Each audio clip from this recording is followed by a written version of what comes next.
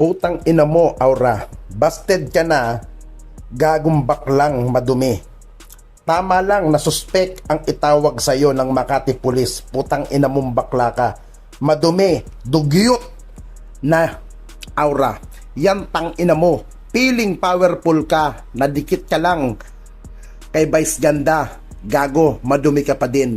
Huwag mong ipagmalaki na artista ka. Dahil ang realidad, tao ka lang din. Tulad natin, maswerte ka lang at nakuha kang artista. Pero in real life, ulul ka. Nalunod ka sa isang puno ng basong tubig. Hindi mo kumo artista ka. Nakukuha mo na lahat ng pwede kang maging manyak ng lalaki. Gusto mo, hindi ka kagandahan. Gago, tang ina mo. Hindi lahat ng lalaki mapapasunod mo.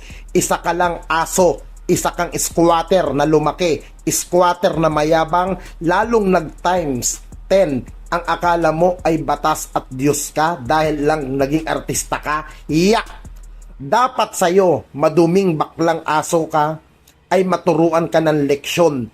Pati na din ang sa mga pokpok at mga baklang ulol na kasama mo. Hoy, walang hipuan na nang naganap.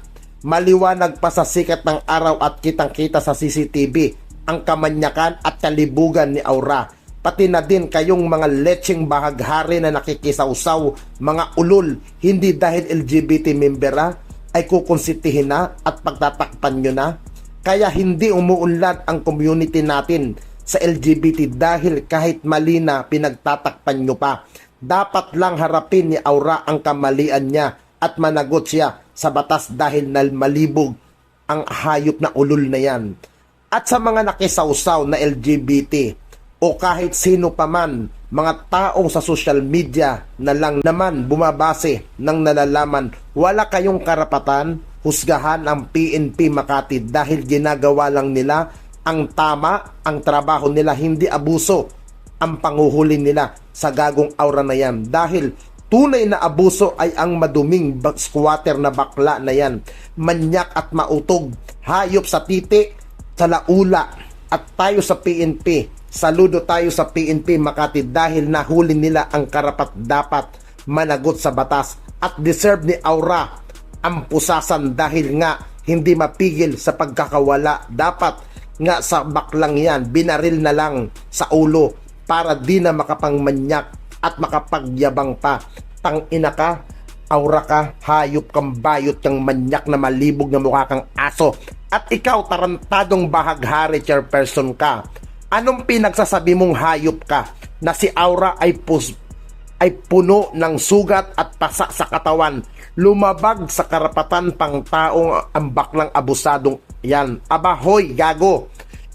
Kwento mo to dahil ni isang pasa o sugat wala akong nakita sa katawan ng hayop na manyak na Aura na yan. Kitang-kita ng dalawang mata ko dahil galing ako dyan kahapon sa PNP Makati Headquarters. Huwag mong gamitin ang Aura, ang awa para makakuha ng simpatya sa mga tao at ang mali ay mali at sa pagkakataong ito, si Aura ang mali. Huwag ninyong konsitihin ang sinisira ninyo pa, lalo ang imahe ng kapulisan dahil sa mga ginagawa nyong kagaguhan na yan. Tangina mo na chairperson ka.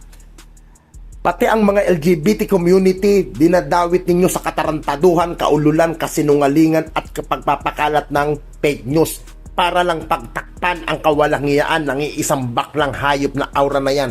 Kaya putang ina mo ka, ha? Na ikaw chairperson ng bahaghari, putang ina mo ka, sa bunutang kitang hayop ka, wag kang tanga, wag kang boba, leche.